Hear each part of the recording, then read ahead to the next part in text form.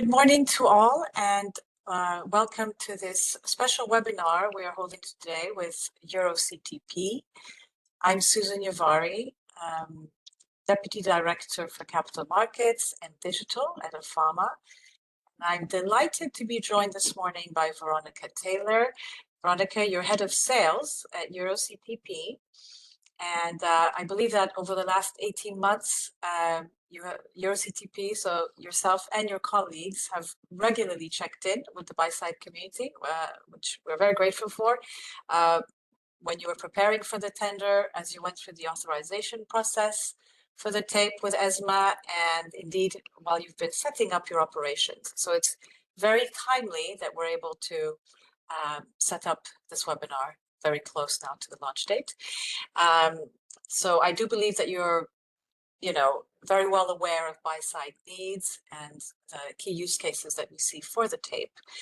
And I know that this morning you will have a short presentation for us where you cover the EuroCTP offering, and I think you'll walk us through the fee structure and, of course, the value that can be extracted from the tape by buy-side users. So just to inform our listeners today, the format that we have is a presentation by Veronica, and then we'll go to a fireside chat with myself, and this we'll open up for Q&A immediately after you finish your presentation. So people should feel free to use the chat and just type in your questions there directly for Veronica. So with that introduction, I'd like to hand over to you, Veronica. Thank you so much for making time to be with us. Thank you, Susan. Thank you for that wonderful introduction of explaining the context of what we're going to be talking about today, and for the opportunity to address your listeners today on our webinar. So if we could just go ahead to the next slide, please. So in the context, I hope everyone can see the slide. It's coming up a little bit slow on my side, but the context of today, like Susan already mentioned, is to give you an update on where we stand with the introduction of the European consolidated tape for equities, so shares and ETFs. We know a lot of you on the call already will be very, very familiar with the project, so I won't go too much into detail with regards to kind of like the background of it, but I do kind of want to talk about our purpose and why we are building and introducing this new market infrastructure. And the one objective or the one takeaway that we like to have for today is transparency and making the market more accessible and more visible to a wider audience than it might otherwise be. Obviously, everyone knows in European equity markets, we have a lot of fragmentation, we have a lot of complexity, and we hope that the introduction of the data that EuroCTP will provide will take us one step closer to solving some of those or addressing some of those things. So EuroCTP is built for European markets. This is the goal of having one authoritative kind of single source of truth view and visibility over European equity markets. EuroCTP was launched in 2023, so we're just about 3 years old now. And as many of you will know, EuroCTP received the selection from ESMA, who is the governing body, who is our kind of regulator for EuroCTP in December. We pretty much hit the ground running straight after that. December, January, engaging with clients and starting to get a better understanding of what those use cases for the data actually are, which is, again, what we'll talk about a little bit today. EuroCTP is a European initiative based in Europe. Our headquarters, our main office is in Amsterdam. We've got another office in Paris as well. And of course, over the years, we have developed a deep understanding of the regulations surrounding the consolidated tape projects. And this is what we're going to talk about a little bit later. So the next slide, please.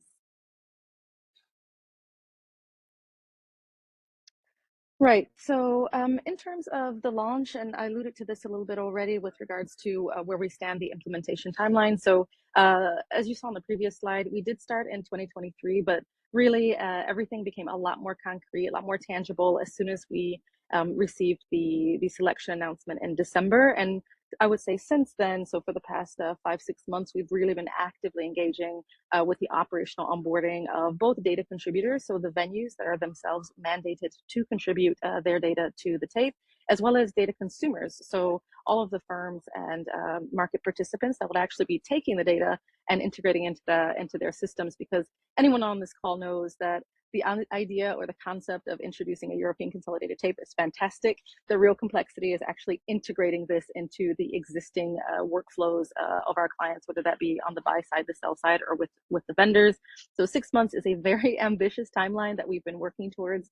And on the contributor side, we've had lots of cooperation, lots of work with the venues. That's been going really, really well. And likewise on the data consumer side, everyone's been working really, really hard to kind of hit these targets and be ready to go. As soon as we are in a position to confirm, I guess, a more concrete go live date, we will of course be communicating that to the market in due course, hopefully sooner rather than later.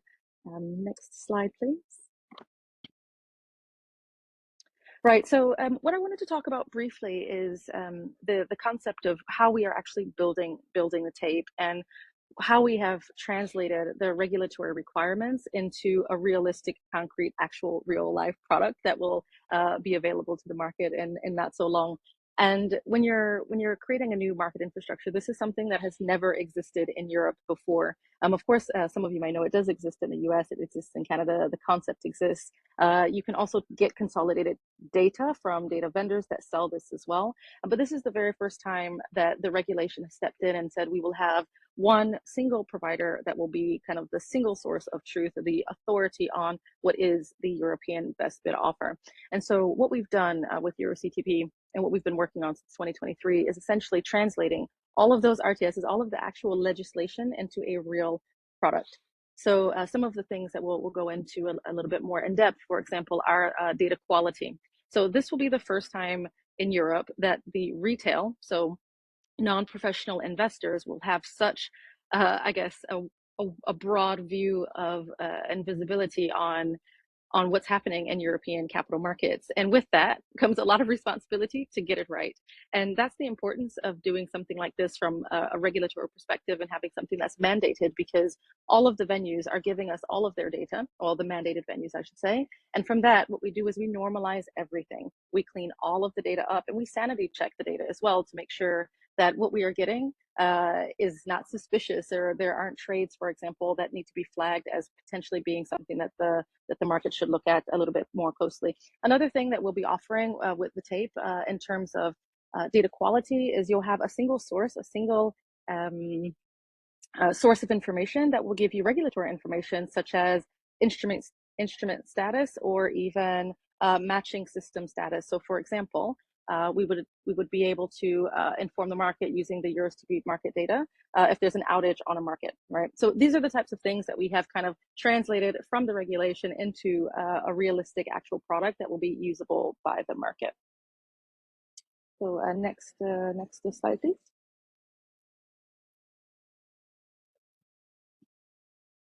Right, so an overview of the offering, but if it's okay, Susan, I see a question has come in about the timeline, and before we get too far ahead, I'm happy to address that. So as you can imagine, we are very, very keen to publish very, very soon the actual go live date. We've been speaking about doing it in July, so the communication will be communicated, or the information will be communicated to our mailing list. So we have a mailing list that we send all updates to. So this is, for example, any updates to our market data policy, of which there should be no more, updates to our technical specs, and general updates to our mailing list. So if anyone on the call would like to join that mailing list to make sure that you do receive the notification when we communicate our live date, the email address will be shown on a slide at the end, but it's just sales@euroctp.eu. So again, we're hoping to be able to publish that date very, very soon. So go ahead and sign up to our mailing list to be the first to know. Just back on the slide, so overview of the offering. The goal of the design of the system is to keep it as simple as possible, to have a technical implementation for the market that is such that you can take the specs. We're using a very industry standard, we're using Fix protocol to allow users to integrate this into their workflow. So the objective, like I already mentioned, is to reduce fragmentation and to provide a consolidated market reference. So the scope is limited to shares and ETFs. And I think this is worth commenting on, because oftentimes we do get questions of, well, how do I get fixed income data on your tape, to which I very happily say, you can get it on a different tape. Let me put you in contact with my colleagues from the other tape provider, for the UK, for example, which just launched a couple of weeks ago. So the scope is shares and ETFs. The scope is also pre-trade and post-trade. And what does that mean? So we take all of the data that we get from the contributing venues. There are around 130 mix that are represented on the tape. We consolidate everything, we normalize everything, we harmonize everything, and we create what we call a European best bid offer, or the EBBO. And so what this means is we take all of the data from the venues and everything pre-trade that will form the best bid and best offer for any instrument that's within the scope of the EuroCTP data. And that will give you level 1 depth of EBBO data. So that's the pre-trade data. So for example, an instrument or product that is multi-listed, let's say it's on Euronext, it's on Turquoise, and it's on SIBO or something like that, you will see an aggregate view of the liquidity across these 3 venues, and you'll see the best price on both the buy and the sell side. We also do normalization with regards to the timestamps across all venues. And this one is really key, right? Because our data center, where the venues actually give us their data, is physically located in Frankfurt. It's in the FR2 Frankfurt data center. So all of the venues give us that data, but as you can imagine, we're very close to Deutsche Börse geographically. And let's say a trade comes in from Deutsche Börse and another one comes in from BME. We look at the timestamps, the event with which the event timestamp that actually was generated by the exchange, and we reorder things just in case there's any sort of geographic latency, such that you will always have a clear view and a sequential view and a realistic view of actually what is happening on the market at that point in time. And then lastly, we do have, I mentioned already, real-time delivery of the data, but we also have historical data.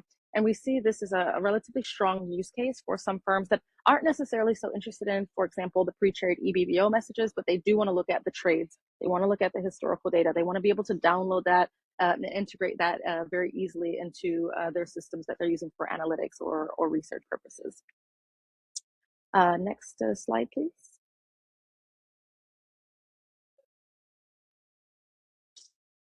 Right, so I've already kind of covered this a little bit. I'll just talk more so about the post-trade and the fact that you will have OTC transactions that are reported via an APA. So for example, you will see any activity that would be reported through an APA, as long as that APA is registered in the EU. In the intro, I already spoke a little bit about the regulatory data, but I think this is something, again, that is turned into quite an interesting use case for us. Specifically on the order matching system status message, because we were having lots of firms that are taking the license for that message specifically, because they want their monitoring, their market surveillance teams to know right away in the event of an outage. And you can imagine, for example, for any of you that have been involved in an exchange outage, a lot of times you know, the members know before anything actually is communicated by the venues. Whereas with this, some venues would send us a specific message letting us know that they've got a problem. But if we stop receiving data from a venue, then we also can deduce that there is potentially a matching system outage on one of the contributing venues. So this one is actually quite a powerful use case in terms of monitoring.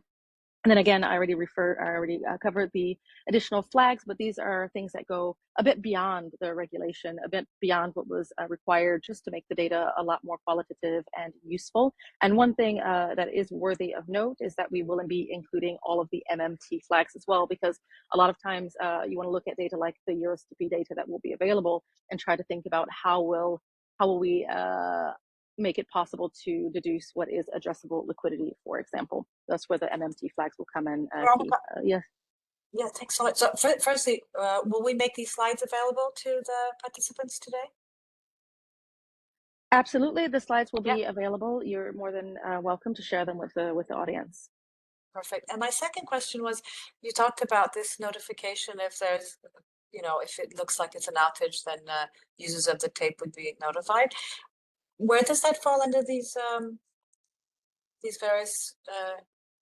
So it's the regulatory data order matching system status, and it's not necessarily a notification in the strictest sense of the term. It's a message that anyone that is taking the data, they would have access to this message as well.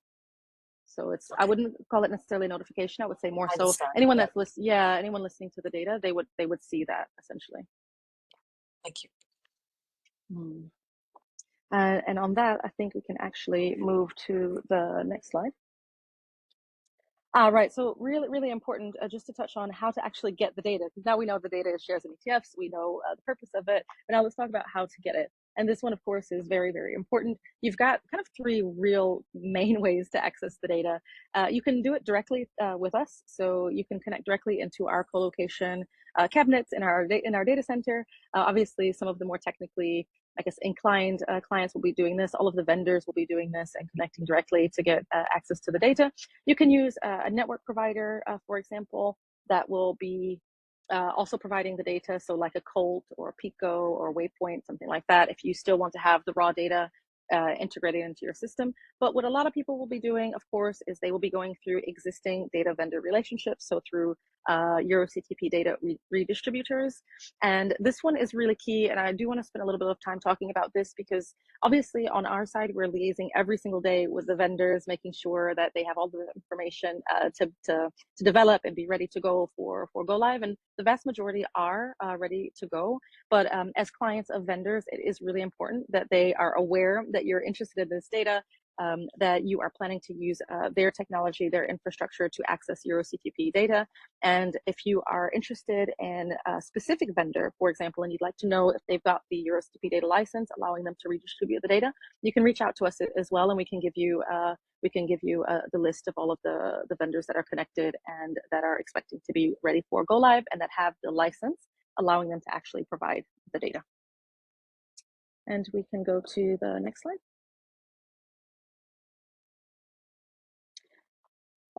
Right, so I'm just conscious that maybe not everything is showing up on the slide. So if something I'm explaining is not coming across, that's okay. We'll send again the file to everyone. So I just want to talk about the fee structure because obviously this is the key thing that everyone will want to understand. And before I start talking about the pricing, a lot of times we get questions that say, okay, but can I do this? Is this really included? Or is there some other license that we're not aware of? And generally speaking, the answer is usually no.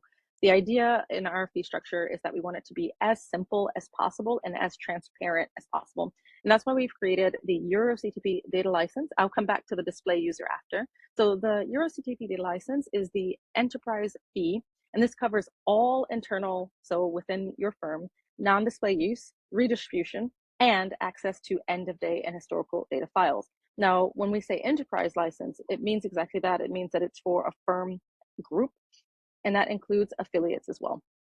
So if one entity within your group has the data license, anyone else that is affiliated with your group gets the license or gets access to the data as well, including end of day and historical data. Now, vendors, for example, they will be using this license because this is also the license that allows them to redistribute the EuroCTP data to their clients afterwards. So that's the EuroCTP data license. Again, this is the main license that the vast majority of clients will be taking if they have any sort of non-display use or if they have any need to redistribute this externally outside of their firm. Otherwise, this is the other use case is the display use. So these are for display users. These are for actual people, like physical people that are looking at the data on a screen live, like directly on a terminal. So for example, if a user is looking at this on a Bloomberg terminal or on a LSEG terminal, this is the license fee, or this is the user fee, I should say, that applies to that type of use. This is not non-display. This does not allow any redistribution. This is literally, I can see the data from EuroCTP on a screen or a terminal. Veronica, can we maybe pause here? I have maybe a couple of questions for you, if that's okay. And I saw a question also came through in the chat that I'll read out in just a second. But I guess two questions from me. Looking at the enterprise license, so if I'm a small asset manager of, I don't know, five staff, I suppose I'll be paying the 4,000 a month in the same way that BNP Paribas Asset Management will pay 4,000 a month for non-display. Is that correct? Exactly that. So what we try to avoid is having an excessively complex fee structure whereby we try to kind of cater to everyone. And we all know that when you try to cater to everyone, you really end up failing everyone. So what we've done is we've kept the fee as competitive as we possibly can, but we wanted to have one single fee that covers all clients, regardless of the activity that they're doing or their size.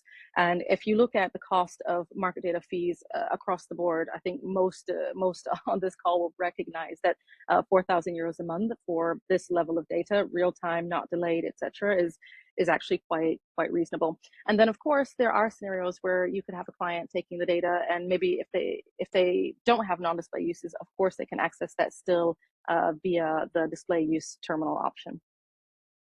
Yeah, that's great. That was actually my second question, so I'll just ask it anyway for the sake of clarity. Can you only subscribe to the display use if you have no use for non-display? Absolutely, absolutely. And this is And then you're probably only 100 a month? Then you're only looking at 100 a month? exactly. That's probably one of our bigger use cases. So obviously some firms will have non-display use cases because they want to integrate that data into their compliance or their risk or any sort of market monitoring where they need things to be automated. But the vast majority of users will be display users, right? Looking at the data on a terminal via their existing vendor relationship. Okay, super. Let's just read what came through here, if you don't mind. What difficulties do you anticipate with licensing if an enterprise license is in place? Are there any use cases when using an enterprise license that you can imagine might not be licensable? Mm, Perhaps you have to Thomas, I see who's asked the question. Perhaps you have a specific use case in mind. If so, please add that to the chat. But I can't really think of any use case with the enterprise license for a usage that you wouldn't be allowed to do. I guess the only distinction that we could maybe talk about is what you're allowed to do with the data in general, because of course there are some restrictions, and all of this is outlined in our policy as well. One of the biggest questions that we get is how you can use the data from a derived data perspective. So this is a very big question, of course, that we get. And derived data is allowed for internal use, but not for example, the creation of commercialized products like indices, etc. So I think that's probably the most obvious answer that I would give. But again, if you have a specific use case in mind and you'd like me to kind of opine on whether I think that would be allowed with the enterprise license, I'm happy to address that as well. But generally speaking, the license is relatively permissive, right? It's one license that covers both redistributors and non-display internal users. And then the only other side case is a client that doesn't have any non-display or redistribution requirements, in which case they just take it as a display use on a screen. Okay, that's useful. We'll see if Thomas comes back with any, you know, Follow up. further color on his question. He seems happy. I wanted to ask you because, so understood about the index production, which is, commercial use, external use of the derived data. However, I mean, you don't have to answer this now. We can, also receive something from you later. But as buy side, we also have client reporting obligations. And do you know if this enterprise license would allow us to collect that data and pass it on to clients? So client What kind reporting. of data? What kind of data do you mean? So if we take your data and, for, as you said, analytics, best execution and so on, we pass on the data to our clients. Would that be still covered under the derived data use? Would it still be considered internal? As you mentioned that external use of derived data would not be allowed.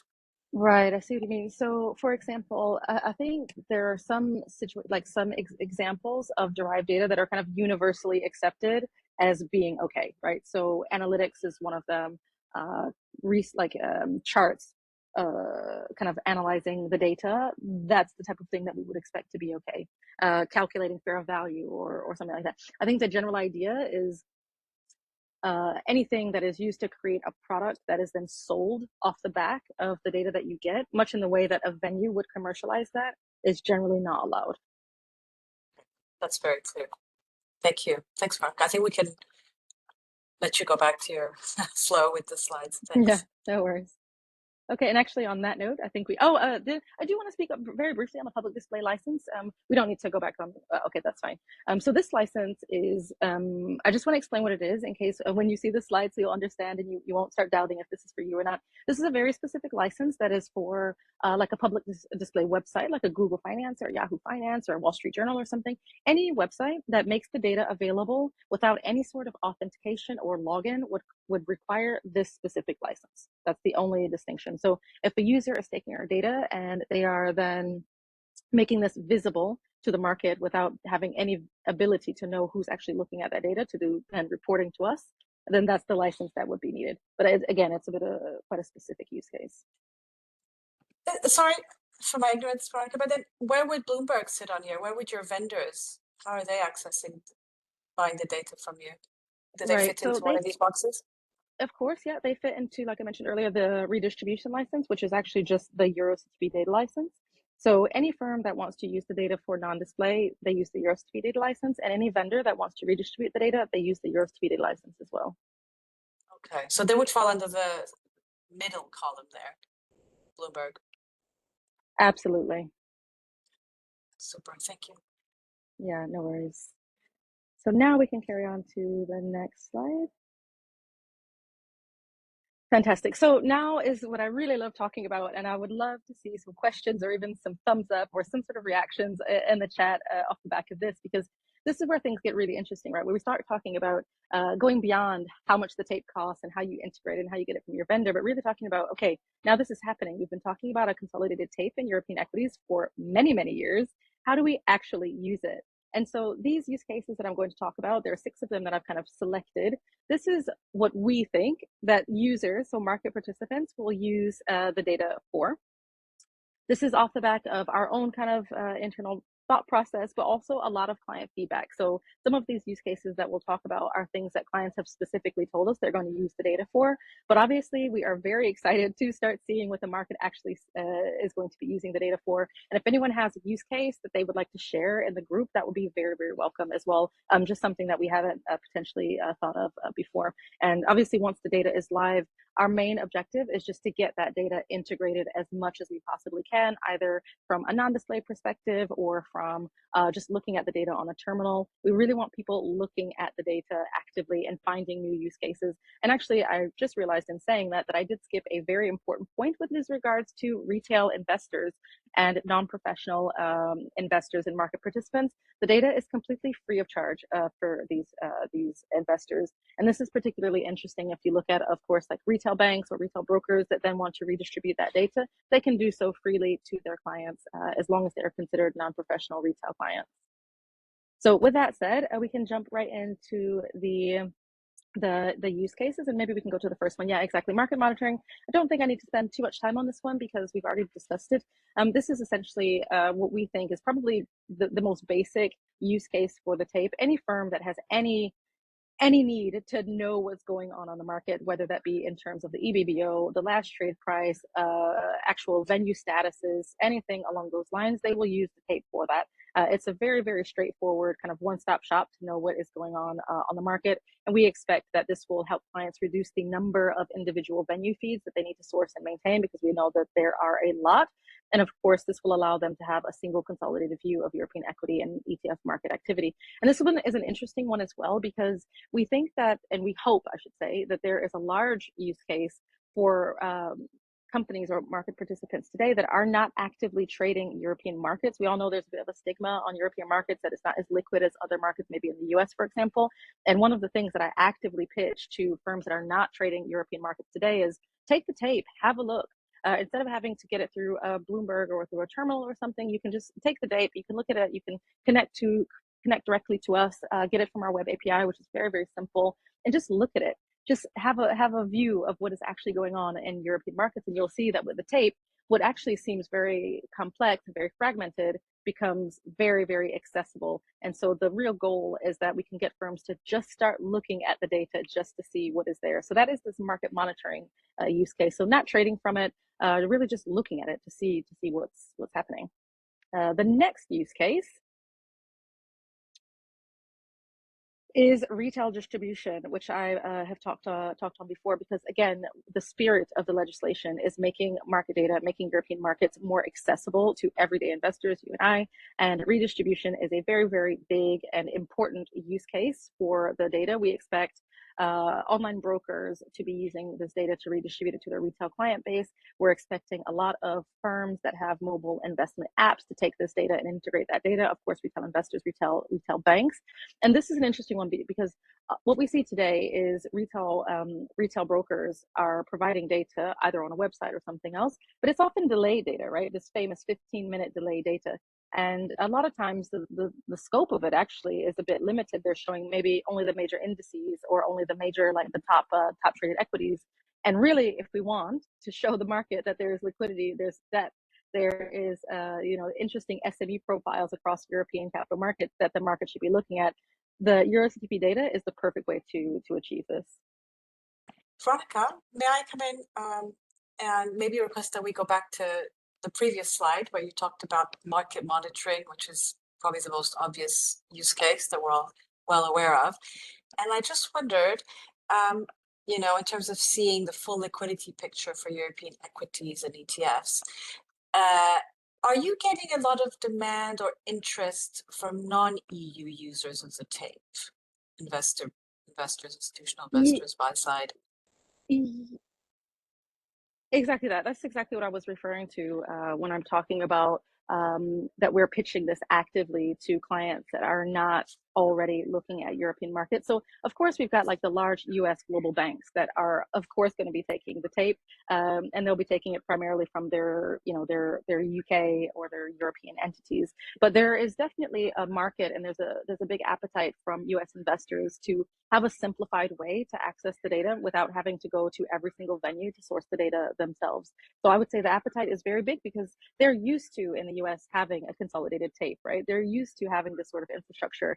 And Europe, I would say, has been largely inaccessible to investors that want a very, I guess, easy, straightforward way to see everything all in one place before making the decision to enter the market or not. And this is probably one of the biggest selling points for a lot of firms. And of course, this goes totally in the direction of the spirit of the legislation, is making European capital markets more attractive to global investors. Thank you.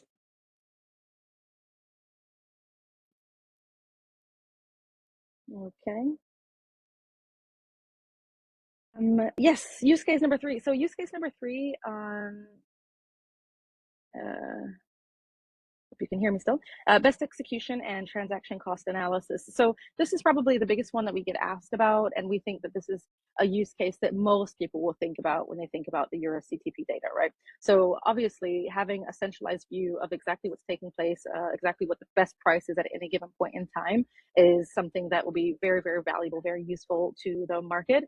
This will be acting essentially as a benchmark against a single market-wide reference price.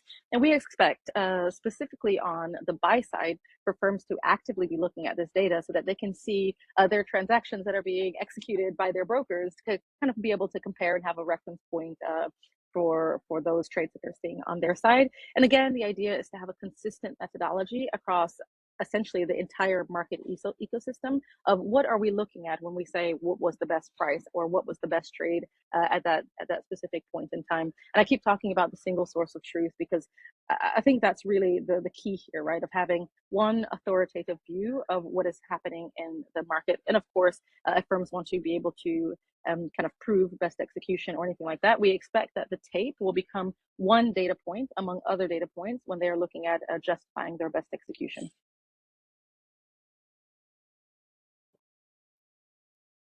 I think we can go to the next use case.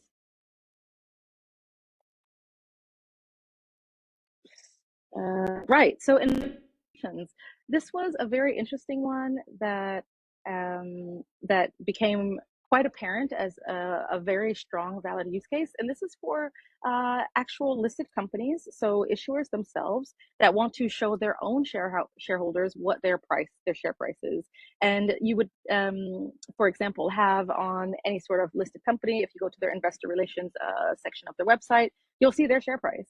And this is exactly the type of thing that you would want to use EuroCTP data for, because I guess traditionally they would probably take that data from the primary exchange that it's listed on, whereas the share price, if they're using the EuroCTP data, will of course be in aggregate. It'll be the best share price across all European equities, or all venues, I should say, that is listing that specific share. And again, this is something that we didn't necessarily have in mind. And it's only once you start talking to the market and the light bulbs start going off of, actually, it would be much better to have real-time data that is an aggregate view across both primary venues and MTFs of our share price. So this is, again, to give shareholders a consistent reference price for the company's trading activity. And this is something that we're looking to offer as well through the data license. Next one.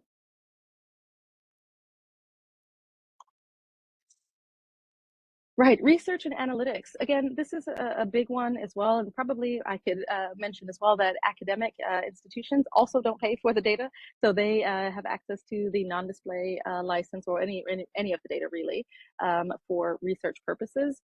And we expect that there is a decent use case, I guess, user base of firms who will be, again, not necessarily listening to the data real time, but they will be taking those files and they will be doing research and analytics on the data itself.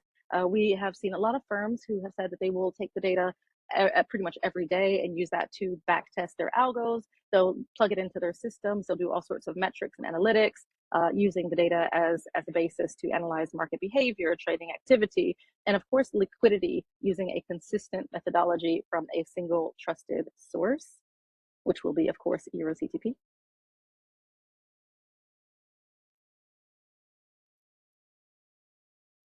And the last use case that we're going to talk about today, of course, the last use case is for portfolio valuation. And again, this is a very interesting one, because as we're having these discussions with the market, we're hearing lots of potential use cases that are very interesting. So for example, you might have a portfolio manager that says, okay, if I want to compare kind of European telecom liquidity prices, etc., versus US telecom shares prices, etc., you can do that very, very easily using the tape.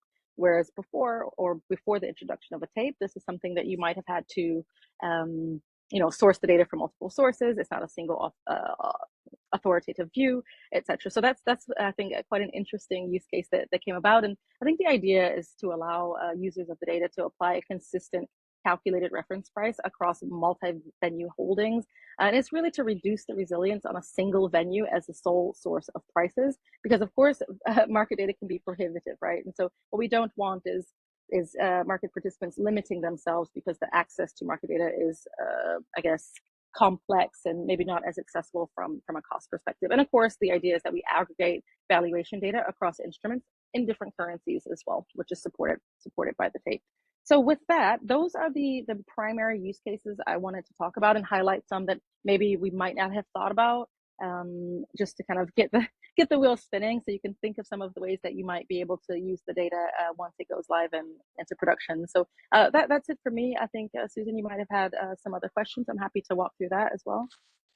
Well, thank you so much, Veronica. I think that was a really nice kind of overview of where you are and what we're to expect from the tape, and really good insights on the discussions you're having with industry. So thank you so much for that. I have a first question for you. It's a little bit more like on the operational side, but really curious, because you kind of, I think in your beginning of your presentation, you talked about onboarding the data contributors, all the data from the exchanges, the APAs, and so on, and then also the work to be done with onboarding clients. So I just wondered, like, are they both equally sort of work intensive? Are you putting more work towards one versus the other? How does that look from a EuroCTP standpoint? Well, yeah, that's a really good question. So I'll talk first about the data contributors. So these are the venues, and I have a lot of sympathy for them, because they are, of course, mandated to give us the data. They have no choice in the matter, and they have to give us very specific data, again, that is mandated by the regulation, right? So they have to give us a specific subset of data, and they have to do it in a relatively short short amount of time. So I would say they've been working feverishly and very, very hard, very cooperative, very collaborative to get that data into our data center so that we can start integrating that into our feed handlers. So the venues have done really, really well because, of course, we think of some of the larger venues, right, that come to mind that might be, able to onboard such an intensive technology program and project. But if we've also got some smaller venues as well that I would say it's been definitely a challenge, and they've risen to the challenge. So that's very impressive on their side. And similarly on the data consumer side, so a lot of work with data redistributors, so the likes of Bloomberg, Refinitiv, etc. They've been working very, very hard. They all mobilized even before we got the selection. I think everyone wanted to be ready, wanted to make sure that they had enough time to get started. They were analyzing the specs again, like already back in January, and they have been, I would say, doing a fantastic job of integrating the data into their technology. And I know a lot of listeners on today's webinar will be using vendors, and in this case, I definitely have to kind of like take my hat off to them, because we all know that getting a vendor to integrate a new project in such a short amount of time is basically like moving a mountain. And they've all played the game. Our inbox is very, very busy with lots of questions, but I think that's a good sign, and it shows that they're working very, very hard on it. And then I see we've got a question as well about the smaller venues that are not mandated to contribute, but can do it on a voluntary basis. This is an excellent question, actually, because I didn't actually explain how the list of venues that have to give us the data is decided. So the list, as you clearly know, is mandated by ESMA. So ESMA had a threshold. They decided exactly which venues had to contribute and which ones didn't. Of the mandated venues, of the total list of venues that could have opted in, 2 have chosen to opt in to contribute the data. The names escape me, but I think one of them was TradeGate, and there's another one. But what we can do after the call, Susan, if it's okay, is share that list as well. It's a public list that is published by ESMA. But then also taking that question a little bit further is, I think part of the reason why more smaller venues haven't necessarily opted in at this stage are probably twofold. The first is any venue that was not mandated to opt in, but that decided to opt in, they had to be ready by our go live. And again, as you can imagine, that would have probably been perhaps a bit complex for them to get ready with such a short amount of time. And then the second reason that I think venues would have looked at quite closely is with regards to the fact that once you opt in, you cannot opt out.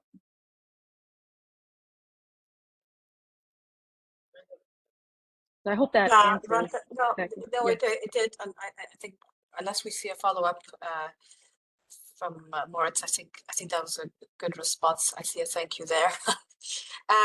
No, but I just wanted to be clear. I didn't want anyone to walk away with a misconception. I assume most people are very well versed on this topic, but just in case, as you mentioned, the 2 that have opted in are for this much smaller segment, which are the smaller trading venues. But of course, the mandatory, the exchanges that are required by law to contribute are the vast proportion of what you'll have on the tape.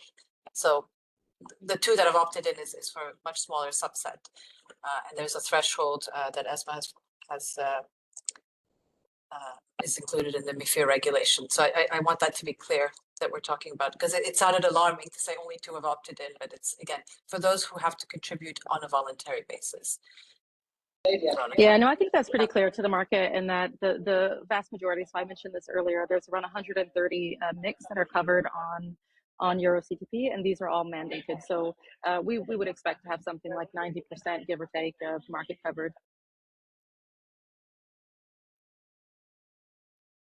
Okay, super. So I'm staying again a little bit maybe on the operational side, and as I think you highlighted at the outset, one of our most interested sort of segments of our community is on the ETF side. So our ETF issuers and also the market makers. And I just wondered, when it came to compiling the data, and you talked about, how well, the experience has been quite positive, even though it's been in a very compressed time frame, and it's been quite impressive, all the heavy lifting also from the contributors. And I just wondered, what was that experience like concerning ETF data specifically? Because there we know we're facing quite a fragmented market, and it's not exchange data always. It's often OTC and RFQ platforms. So I just wondered if you have anything to comment there for our listeners. Yeah. Absolutely. So ETFs are, again, like we mentioned, a part of the scope, and any ETFs that are listed on the venues that are mandated to contribute will be a part of that as well. I think this is an interesting question to talk about how we manage multi-listed instruments as well, because we have a concept of composites. And so essentially we've got instruments, but we've also got composites. And this is how we kind of regroup all of that liquidity into one single view. And actually users will have the ability to look at the instrument itself at the instrument level, or the composite, grouping all of those across the same currency into one composite instrument. But yeah, it's exactly the same as for equities. As long as that venue is within the mandated scope to participate, then those ETFs will be visible on the tape. And specifically for ETFs, we have created this concept of composite instruments, which helps, I think, with the visibility. Okay. Thank you. Thank you. I do have another question here for you, so I'm just going to read this. How will you make the necessary trade-offs to classify executions outside regulated markets and MTFs, transactions that until just a few months ago were widely considered by experts to be poorly classified or flagged? Have banks, brokers, and exchanges, trading venues truly reached an agreement on the various types of tags? Yeah, I think, again, this is a very relevant question, because at the very beginning in our introduction, we talked about data quality. And so, of course, the tape can only be as good as the data that it gets from the venues. And there's kind of 2 points to answer that. On the one hand, the venues are mandated. So the venues themselves are mandated to provide us a certain amount of data, a certain number of flags, and a certain number of fields that will be present in the data that we then redistribute out to the market.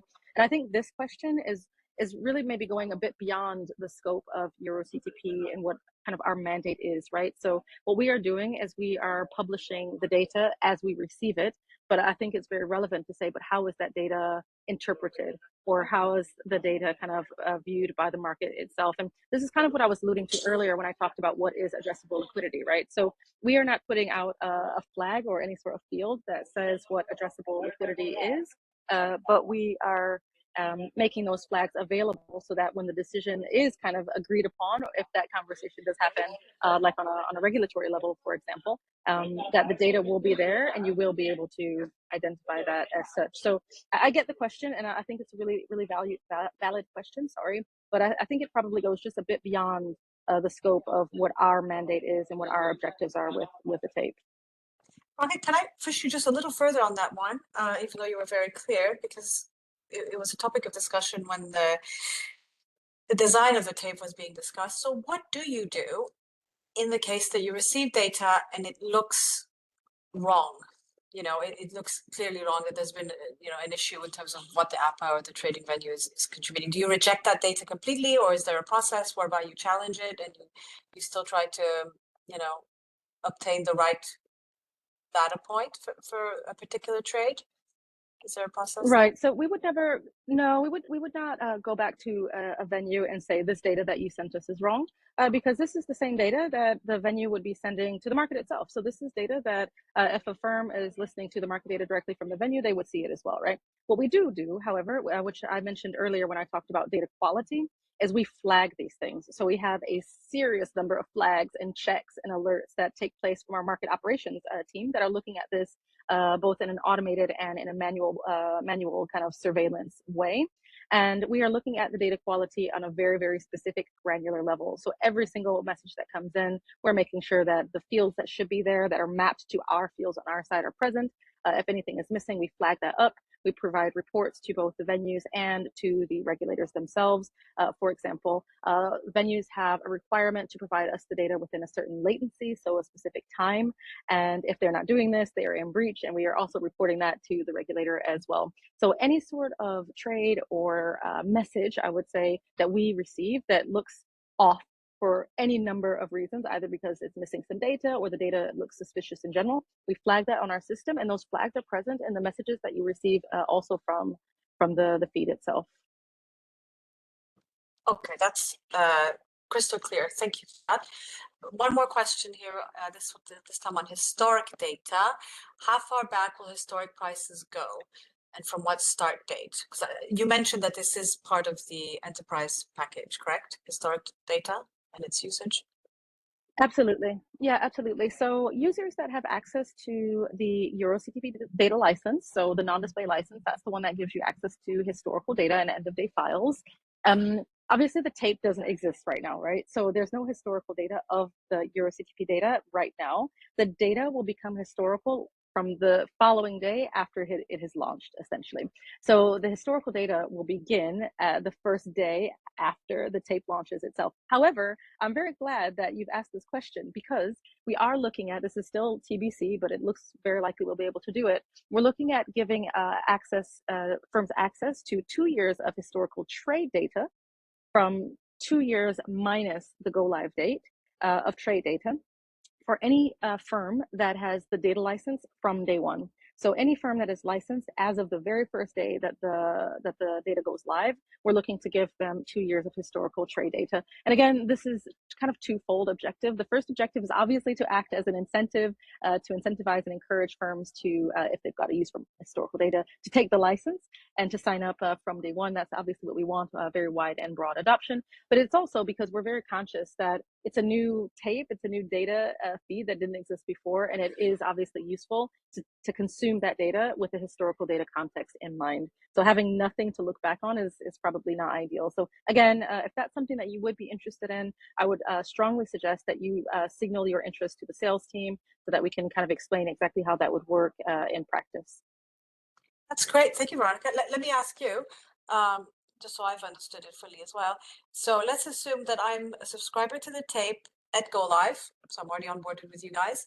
So if in 2030, I'm using the tape still, I assume I would be, that means that I have access to EuroCTP historical data all the way back to 2028. Is that correct? So I always have a 2-year look back of 2 years historic data under this plan? Sorry, sorry, what are you referring to when you say 2028? No, I just said, assuming that I comply with this, I onboard now with Go Live, so I'm a EuroCTP subscriber from day one, from your launch date. Does that mean then this 2-year period that you were talking about, does that mean that, for instance, if in 2030 I'm using your data, it gives me historic data all the way back to 2028? So 2 years back? Oh, right. Yeah. Yeah, exactly that. And actually, that's another point that I didn't mention because obviously, when we talk about market data, we talk about what you can do with it, how long you can keep it, what happens if you don't have the license, etc. So the first thing I do want to mention is we do not have a purge clause. So any data that you would have been able to consume whilst you have a EuroCTP data license, you can keep that data. That data becomes your data. Anytime that you are a EuroCTP data license holder, you are able to look back at any data from the start of your data license up until the current day. So let's say the tape launches on August 1st, 2026, and you have a license as of August 1st, 2026. If you look at the data in 2030, so 4 years later, you can look back any point up until August 1st, 2026. Super. Thank you for that. We are, getting close to time here. So, yeah, maybe just comment very briefly because I think, again, this should be of interest to the whole group. We saw the basic fee structure. It was very clear. I mean, it literally fit on one slide, with the 3 pillars there. Do you want me to contrast that to what data subscribers face today when they're subscribing to direct feeds from trading venues, for instance, just so we can see the simplicity and focus here? Thanks. I think, yeah, it's actually that answer or that question has a lot of answers. So the very first thing, and if anyone on this call has ever looked at a market data fee policy guide from an exchange, you'll know that it definitely doesn't fit on one slide. You have a lot of different categories, user categories, usage types, type of data, type of restrictions. You've got real time, you've got delayed, you've got post trade, you've got different asset classes.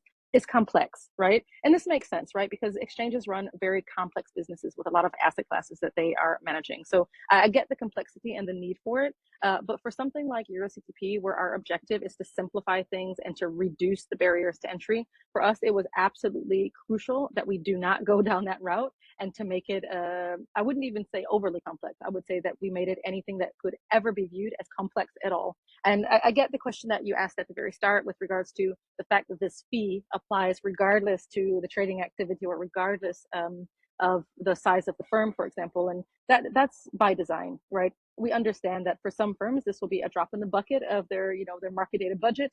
And for other firms, it will be a significant analysis as to whether they can onboard and take the data. We're conscious of that.